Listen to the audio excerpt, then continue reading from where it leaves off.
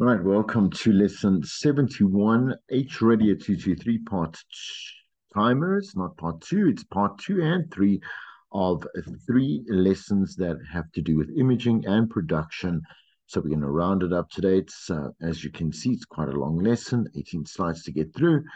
It comes from the Next Level Radio textbook, Nash and Cullinan, in chapter 6, 6.7 to 11, and that's for beds and jingles, page 238, 245. We're going to look at the donuts page on 239, the liners and voices page 240, selling a message and a call to action 243 to 245. So let's get into this. I think some of this, I'm not, yeah, again, please forgive my complete short term memory, but I think some of this has to do with your assignment too. Please remember at any one time you can contact me 072 6435502 or Chris Jordan 007.cj at gmail.com. But you do have me on WhatsApp, so I know that you can get those details and you can chat to me directly. Let's get into the lesson, and what I'm thinking is I'm going to do just a separate additional quick additional um video, very short, on how to just put something together quickly, like in your audio editing software. So I've pulled out some sound effects, and I've pulled out, I don't know, I didn't even know I had this, but a couple of links from my 947 days. So I'll just pull that and we'll make like a bit of a donut. I don't have the capacity right now to see if I've got any 947 imaging that I can put through. But you'll see the gist of being able to just put something together, and it will definitely be a little bit of a helpful lesson. Okay, let's look at beds and jingles. You'll note that bed music is anything that you do play underneath that is instrumental underneath your links that you do on air. And it's instrumental. Definitely, just some again pro tips. Please don't ever select bed music that is well known. For example, a well known song that everybody loves. It really gets irritating to hear the song like playing, and this is something I learned at campus radio with a jock that was doing a lunch show with there was playing one of my favorite all time hits from De La Soul. It's all good, right? It ain't all good. Yes, that's right, featuring Shaka Khan. And the thing is that what we do with bed, because you have to play further than this, you can use about 7 to 8 seconds kind of in rotation. So it'll rotate 7 to 8 seconds. Otherwise, you're going to pay some royalties, right? And it would just go with that great dun dun dun dun dun dun dun dun dun. I don't do it really well. You must listen to the song, right? And what would happen is that whenever I would hear the bed and the link, I would want to hear the song so badly. And the more the DJ spoke, and he's a friend of mine, he was a great DJ, it doesn't matter. I would want to hear the song more. So we don't ever use recognized music, right, for bed.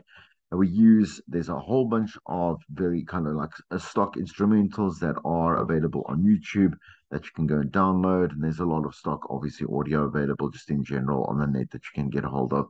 Ideally, your station will pay for a lot of stock audio, well, not stock audio, produced audio, especially when it comes to features that and competitions and promos that they want specific certain bed to be played by all the jocks, right? Anyway, so the thing is, again, bed music refers to the music behind the presenter's voices in imaging commercials or talk sequences like blinks, right?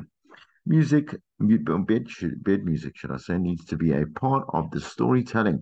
So it should enhance the emotive value of the story. In other words, like you have to have different types of bed for different, I strongly suggest features, specifically competitions, like I say, promos, giveaways, things like that. Why don't we actually want to push bed music during links? Okay, links have obviously the capacity to include all types of content. So playing bed in a certain call out, for example, or over a certain interview might seem fine for certain at certain points, right? But the thing is, if you have to try and think about the different types of content that you want to cover, so let's say you want to cover abortion, or you want to then cover concerts and local artists, and you can't be using bed music over like an interview with a mother, well, an ex-mother who had an abortion, or let's say like what are we saying? Man, I'm on his, what is that? A potential mother. There we go. A potential mother who could have had a child but decided to go for abortion, and maybe she's being ostracized for it, whatever it is. Like, we don't want to do that. It also also controls, especially for amateur jacks and Jills. I'm going to say, I wanted to say jocks there, but I saved that one. So we don't want to encourage bed for new presenters because it controls the pace of your presentation. So you start becoming a little bit faster, a little bit slower, a little bit cooler, a little bit jazzier with your actual execution and delivery because of the bed music. You also become very dependent on it. So when you have, let's say, a cold link, you feel like that studio room is empty. And it's not about that. Like, the thing is that you must try and think of how many commercial stations that you listen to right now. And I want to take the commercial aspect because that is obviously like the cream of the crop. So we want to try and think that you would look to them for guidance, right? The majority of those jocks, the mass majority, do not use bed music, right? It used to be maybe a little bit of thing, like maybe 20, 25 years ago, very kind of natural thing. You will still hear it on stations, for example, like Jacaranda, right? Not on the breakfast, but you might hear it on the brunch show or the lunch show, which is kind of matched and identified with that particular jock who's doing very kind of admin based content. So it isn't really talking about like conversational aspects or content, whatever it may be, right? The thing is that there has to be bed music is obviously used. Yes, we do want to use it very carefully and obviously strategically while we are doing what we are doing on air. I started with bed music because again I went to campus radio. I enjoyed I like it when there's a bit of an atmosphere that is created, right? I didn't, funny enough, actually talk about a lot about serious topics. My kind of presentation attitude, or just the way I was, right, was very lighthearted, and I liked having fun with my listeners. So funny enough, didn't have the opportunity to think of a situation when I was talking about serious topics and it would kind of then feel a little bit awkward. Maybe I wouldn't even notice because by then I was so far in to even have made a proper judgment call. The thing is that when I then moved on to commercial career, I did use then I had to be introduced to the cold link, right? And again, I did that sparingly, depending on what type of content I was delivering, right? And at the same time, then again, I did also a nighttime breakfast, predominantly for the majority of my commercial career. And the thing is that I could play bed, again, contextually relevant to whatever it was that I was saying on air. Right. Okay. I did then start noticing how many, again, while I was in my commercial radio journey, I did start noticing, and I thought, oh man, this is happening more than ever. It's weird.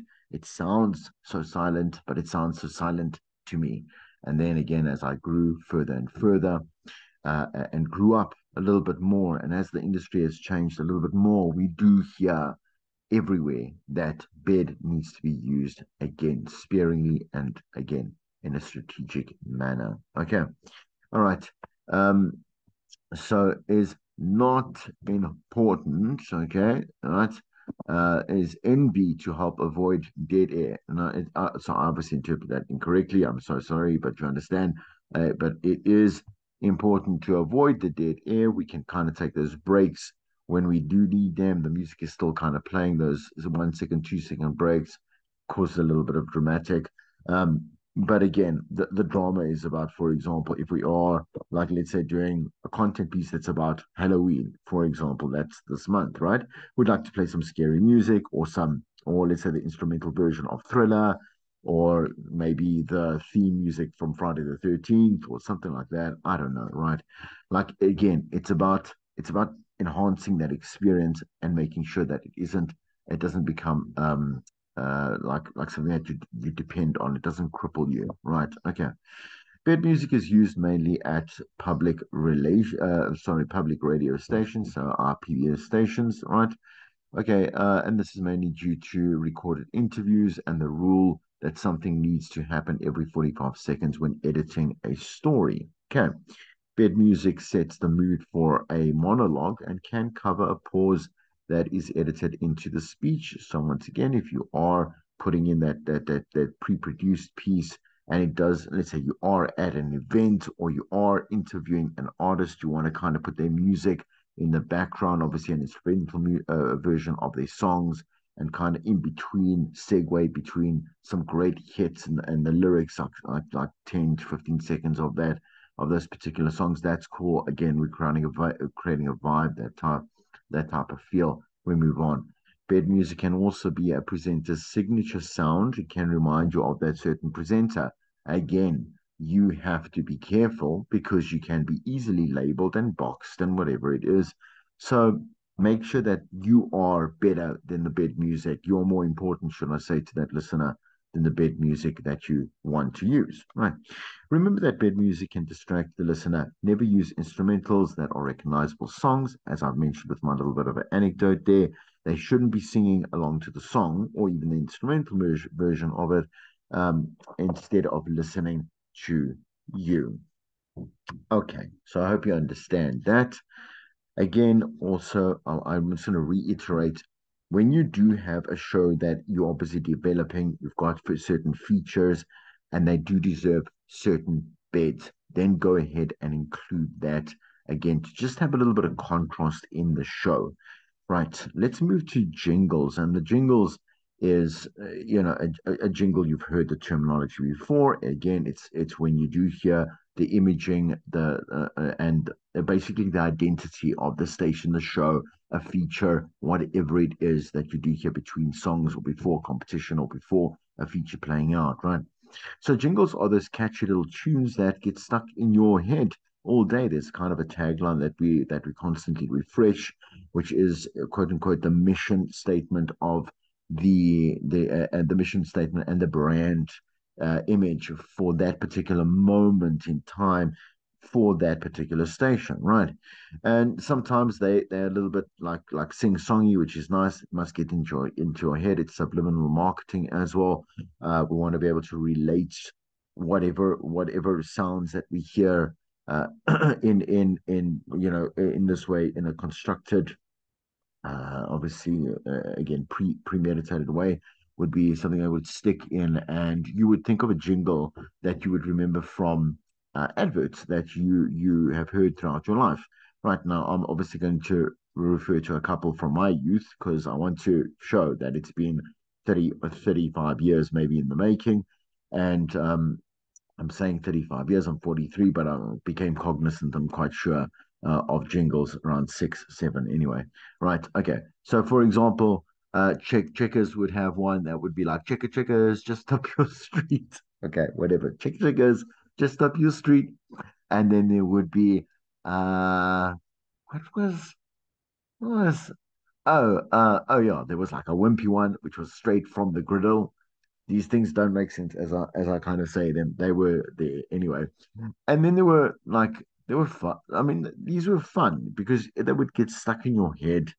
And as you would note right now, good jingle is kind of it's tradition to attach to a brand, especially in advertising, either on radio and TV.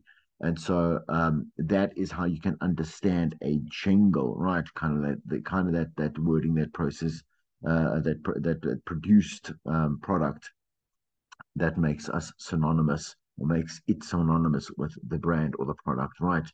Okay, anyway, jingles are an effective way to embed your brand into a listener's brain. 89% of respondents view jingles as very effective because, again, it's subliminal messaging.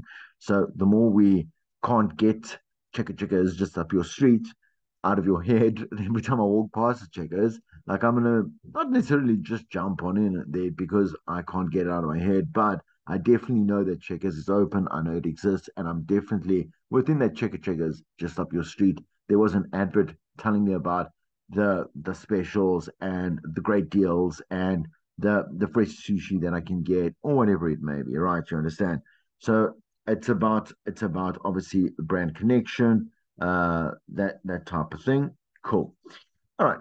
So and let's see. Slogans and jingles assist with listener recall. We have jingles that define brands and prevent confusion between brands. Okay, so similar brands. We have a lot of similar branding that does occur because this is life, and we are a world of kind of endless and infinite brands that do exist, right? And we are going to find similarities in a lot of them. So we want to kind of create a distinctive identity. Jingles help listeners remember the name of the product or the brand, as well as their tagline, what they stand for, that type of thing. Women remembered radio jingles targeted at women better than men do, and the opposite is true of men. So, like again, when we have a kind of quote unquote manly, I don't want to say it in a condescending way, but let's say we are. Oh, what is very particularly manly? I can't say mechanics anymore. I can't say automobiles. I can't say motorcycles.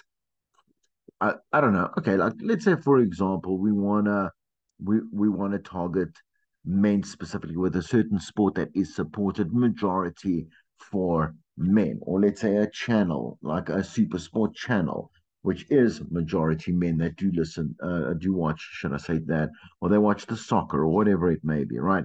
So we can definitely put radio jingles and formulate something around super sport, whatever that, and the super sports specifically that are targeted to men, and again, those targeted to women.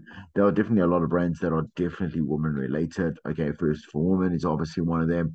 Definitely a lot of clothing brands that are only female, like Foschini is definitely one of them as well. Um, and I think there's Truth's Man and there's True Words. I haven't been to a True Words in a long time, so I could be mistaken. Anyway, the jingle that was most widely remembered was obviously the Coca-Cola radio jingle. Of course, there's been so many and so many great advertising campaigns that Coca-Cola, as I think I've mentioned way before in a lecture, I don't know, once upon a time when I said there, that Coke doesn't need ever to be advertised ever again. It's all about brand identity and brand awareness, but they will never go out of business because they reached that kind of pivot decades ago, where everyone will continuously buy Coca-Cola for the rest of Coca-Cola's life, right? Anyway, sidebar. We like to obviously have there's been great summer promos, which is when Coca-Cola really comes to its fault. You might even, I don't know, Coca-Cola obviously only does a kind of new I say marketing strategy every 4 to 5 years maybe, and we get something new out of them. And maybe this year will be, yeah, normally is around summer anyway. Okay, radio jingles are highly effective in branding a radio station and contributing to recall, right? So again, that kind of like reaction of the consumer to be able to say, okay, well, I like I know what I heard, but I remember what I heard. You understand? So when writing and producing radio jingles, make sure it's recognizable and memorable, right? At the end of the day. Okay. The following are traits of an effective jingle, and that comes from referencing Sega and Sega's writing in 2016, still referenced in your book, right? So brevity and simplicity. Brevity is about saying things with the least amount of words, saying effective things with the least amount of words.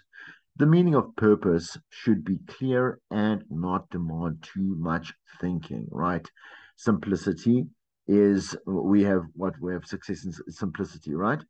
So let's approach developing IDs, jingles, features, feature jingles, whatever it is, show jingles, and especially product jingles, product related jingles in the same kind of way. Catchiness. So effective jingles get stuck in the mind of the listener, even if they are irritating, right? So when you are developing, let's say, a jingle for your show, let it be a little bit, let it stand out.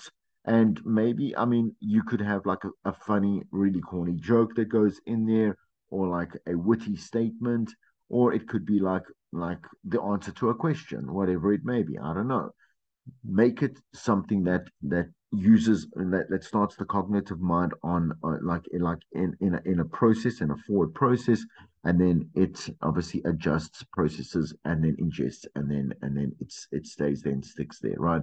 Strong messaging. The jingle must be able to communicate a brand's value proposition briefly and then evoking pathos, right? Okay, so I know that we kind of mentioned the pathos, right, which is kind of the it's kind of the ethos in a way. Effective jingles should connect with the listener's emotions, right? So what do we want? The ethos of our station or our brand or our product needs to be able to make people feel like they are satisfied, that they are hungry, right? That they are, but like they want high quality products, that they are kept safe, that they are secure, that they are happy. I don't know, whatever it is, right? The pathos, right? Effective jingles connect with the listener's emotions. We listen, I think, to a little bit of imaging. Yes, we did in the previous lecture, and so you do understand that it does change even from format to format of the station. Now we're going in a little bit more in detail. I did start to explain because I think that particular exercise in and I think I know the particular exercise in the previous lesson jumped the gun, and so you were thinking, well, I'm not sure about all these things that weren't covered in the lecture. It was actually supposed to be linked to this lecture. My apologies for that. Okay, so the donut in a radio audio production is the produced top and tail. The top is the beginning, the tail is the end. So the top and tail production, the beginning and end of a piece of audio imaging, right? So this week on on whatever it is, the Chris Jordan show, and then they'll take a piece out of the show, right? And then at the end, don't miss Chris. I don't know, 6 to 9 evenings, Monday to Friday on whatever BMH radio. Okay, so that'll be the tail, right? The top and the tail, where voice or other production can be inserted in the middle of the two pieces of audio. And what we say before, those donuts need to be refreshed continuously, right? To again showcase the show on an ongoing basis, and that we show that there's obviously some kind of there's activity within the growth of the show day to day or week to week or bi-weekly, or I'm not sure when these shows might happen, right? Doesn't matter. But the donuts need to be updated, right? And recurring, right? Donuts help to keep the sound of the station fresh by replacing audio in the promotions. So constant refreshing of the donuts is quite easy, but again, the difficult part is finding the right part of the show that really stood out. Normally, what the DJ will do is they'll say, "Listen, I had a to the producer or the sound engineer. Listen, at this time and this time, there was a great interaction that I had with a listener, or we had a great we had kind of great dynamics and conversation between the team. There was a joke here, whatever it is, or this part of the interview, whatever it may be, right? Okay, and they'll send that timestamp through to the producer slash the excuse me sound engineer, right? And then they will go and pull that to make that very short. So to take that link and make it we got to edit it down to about 25 seconds so that the top and the tail together will add to about 30 seconds in total, right? And we got to get something punchy from all of that. Is very difficult, right? I mean, saying when I say it's difficult, it is hard work, but it is worth the work at the end of the day to make it sound really great. They're enticing as they add production imaging to something that happened live on air. So, what are liners? Okay, so liners have evolved to include all pieces of imaging that are no longer than a sentence or two and that contain a specific call to action, right? So, you're listening to XFM. Call XFM now on 082 222 1221. Big September, where winning is easy. XFM, the sound of summer. Right. So these are all considered liners. All right. So something that isn't just, let's say, you're listening to XFM, right? It's right there. Right. Sorry, excuse me. XFM, and then the tag, for example, right, would be something considered maybe less than a liner. That's more of an ID, okay? And these are liners, something that is a little bit more of a short sentence. All right. Okay, let's say voices, selecting the right voices of any audio production is vitally important. Like I said to you in the previous lecture about having a particular voice for the station so that there is synergy across the station itself. Super important, right? There are 7 reasons why choosing the right voiceover artist is very critical. So, one, it sets the tone and it matches the tone of the station. So, we're getting someone that is young and young or female. A female doesn't mean that you are now broadcasting to only females in general, but we're looking at a demographic that maybe is a target market or core market female, right? The men don't care if they hear, let's say, an ID that's done by a lady, right? Or a man, but we need to be able to choose the correct man and the woman with the correct tone in their voice. Is it baritone? Is it lighter? Is it fun? Is it light? Is it energetic? Like whatever it is, commanding, we got to bring that in. Drawing your audience in, showing that you can be trusted. Call on your audience to take action, introducing character and dimension and feeling the audio. Okay. So all of these things are really important. Sorry, it's 1, 2, 3, 4, 5, 6. Oh, there we go. I was about to say it doesn't look like 7. And making memorable audio. Okay, so all right, so choosing the best voice of artist is not part of that. That doesn't look correct. Yeah, and maybe that. Just do this. Excuse me. Should be better. Hold on. If I just do that, okay. Great, making memorable audio. All right. So it makes a lot of sense. Okay. So a lot of this rides, a lot of factors ride on choosing the correct voiceover artist. And that is, that's what the copy department, the sound engineering department, the programming department will decide on that. And obviously the marketing department, because they will have a say in that as well, right? Many departments that will choose and select and audition this voice, they'll go and scout for them and they'll go I don't know, they'll approach like third parties like for example voice banks and agencies to go and obviously pick the correct voiceover artist. All right, how do you go about choosing a voiceover artist? Well, here are some guidelines from John Savage, right? Identify the emotions that describe the brand or the show, right? Again, so as I said there, we're looking for adult contemporary, looking for laid back, we're looking for a series, family oriented, we're looking for fun and edgy. All of these play factors into like what the brand is about, right? Find recommendations, male or female voiceover artists are optional, right? Okay, so you can have a male and a female, right? But only one of each, or you can decide to just have a male or a female. Ideally, it's easier to have the male predominantly. No, this is not gender biased, but males work better, a little bit better than female voiceover artists. I'm saying for brand imaging, right, on a radio station, or alternatively, I would use both. So male and female that would go and be used across. Maybe the female would definitely work for a lot of promotions, a lot of the sponsorships, a lot of the features, whatever it may be, and maybe the male for the ID of the station, the voice of the station, right? Okay, so let's continue. So bits and jingles. Let's look at samples. Yeah, so you should look. What am I saying? Look at samples of previous work that they have done, so that you know. Look at again the portfolio that is offered to you. Match the voice to the listenership. So as I described before, if you understand the demographic, you're going to find someone that doesn't exactly sound like them. These people sound obviously a little bit more eloquent and a little bit more professional, whatever it is. But again, when we listened to those previous ones, just based on the format, you could tell that we are selecting certain voices that do sound like the community of listeners that we do have.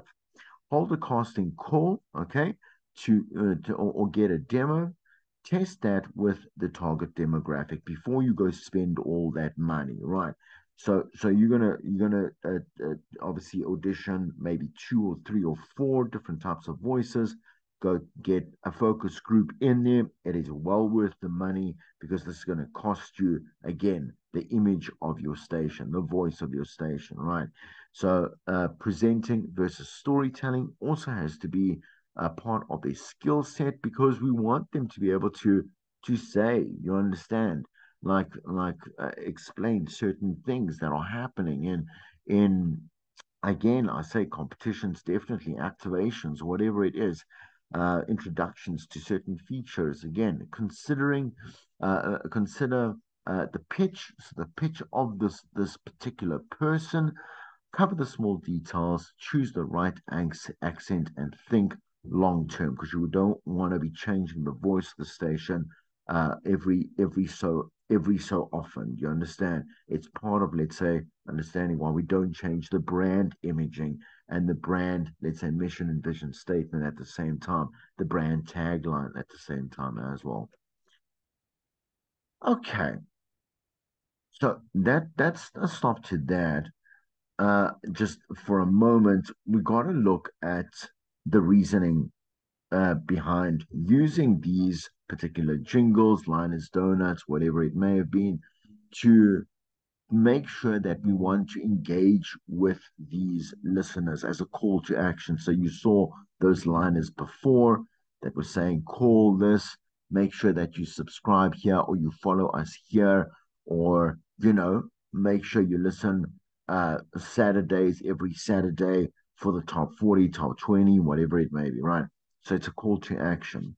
So we're asking them to go and do something.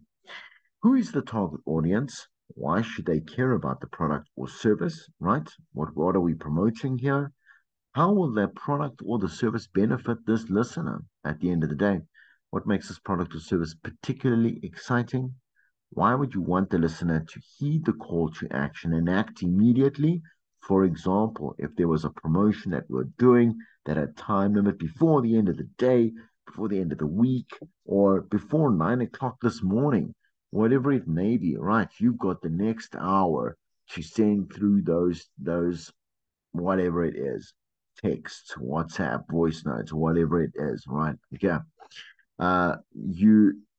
You've got to think about these. Plus, also, is there a reason for the audience to want to act immediately? So, like, what is the reward to reaction, right? So that's the first time I've used that particular uh, statement. That's a cool reward to reaction, right? So what are they going to get out of it? Is it good enough, right? So, for example, if you are going to follow us on on any of our social media platforms, is it worth my while? So I'm going to go follow, and immediately I go and see some really cool content, some really great, obviously some options to win some prizes, or let's say interact with cool people, interact with the DJs, whatever it may be, right? So even again, we're looking at this from a promotional angle now as well. Again, we said it donuts, liners, jingles, right? Okay, all of them have some kind of call to action. Donuts will say, listen further to this particular show. Jingles, again, are going to be quite hearty. They will obviously identify, like we said there, a certain feature, definitely a certain competition, a certain show, a certain a certain activation. Again, a call to action with the inclusion of liners, right? Okay. All right. So let's continue. Are there any questions about the product or service that you can anticipate? So, all right. So, for example, again, the like, let's take the simple thing of, for example, downloading an app. All right. Are there any questions about the product or the service that you can anticipate? So, when you download the app, when I download the app, what am I going to hear? For example, it's a great. What am I going to have access to? Should I say? So am I accessing the podcast? Am I accessing the stream? Am I accessing the DJ profiles? Am I accessing, let's say, like a nice like dynamic news feeds, whatever it may be, right? Like this would be included as part of the donuts jingles, whatever it may have been, right? And liners. Okay, if you think there might be an objection from the listener to the product or service, how can you adjust the copy to handle them? Right. So these might sound like questions you would only ask when writing copy for advertisements, but in reality, every piece of imaging or messaging that is on a radio station tells a story, right? And in this sense, again, we say it's a call to action. I'm asking you as a listener to go and do something. It's still, we've got to embed the ethos again of storytelling. What makes storytelling work is by being able to tell the listener what to do in a way that they understand it clearly, as well as also, again, captivates them to listen further or to, again, in this case, do something about it.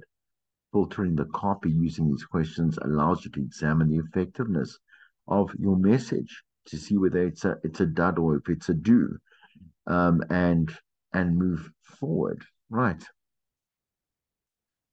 So again, the types of radio images, jingles, short music items that include sung slogans, catchphrases, your station's name. A donut, a typical jingle using usually has the singing at the beginning. Again, not necessarily, don't take the quote unquote singing literally, right? I think that's just a little bit misleading. At the beginning and end of the commercial, with an announcer speaking in the middle, the part of the middle is referred to as the donut.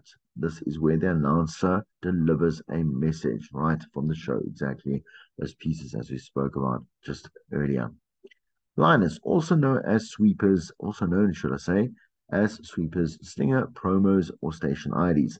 The spoken announcements, normally less than 20 seconds long, that are played in between songs and as overlay. So just after we do the call out, play the jingle, as opposed to say, go ahead and call us on or send a text to whatever it is. Let's rather play the jingle. It'll stick in their heads more, and it's a fresh start slash middle and end for that particular link. It's a different I'm going to say a little like a different bit of the chain, right? As you are constructing that link, it's a nice finish closer. Okay, the radio station's name is usually included. All right, and again, as we just said there, this is, as you can see, a little bit of revision. Bed, music bed, simply put, it's a song without lyrics, musical composition. Behind a voiceover, that's found wherever someone may have a need for background music, imaging commercial, or talk links. The pathos is remember, the quality that stirs emotional appeal instead of logical appeal. Okay.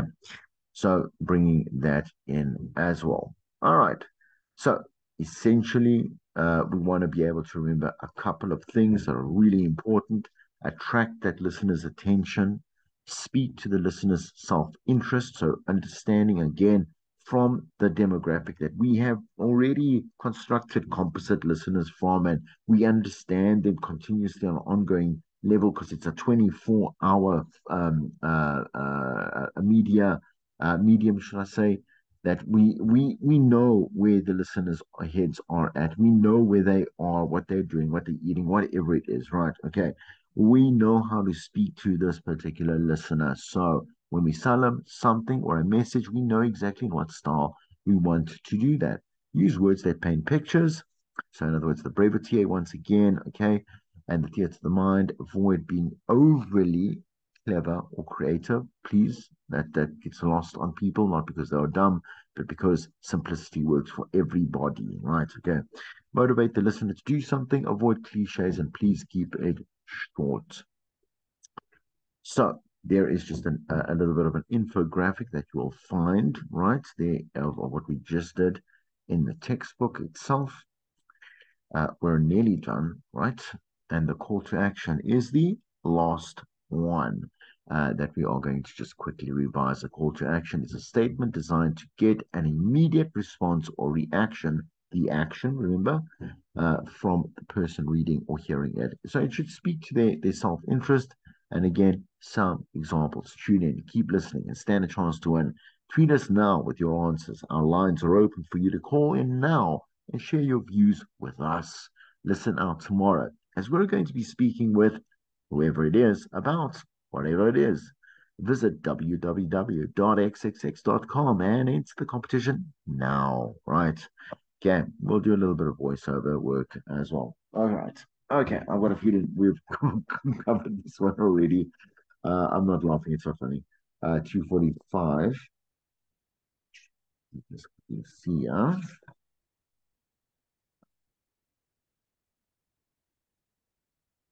Yes, we have already. Okay, so this is just a reprise of what we did last time, in the last lesson, but this will make a lot more sense.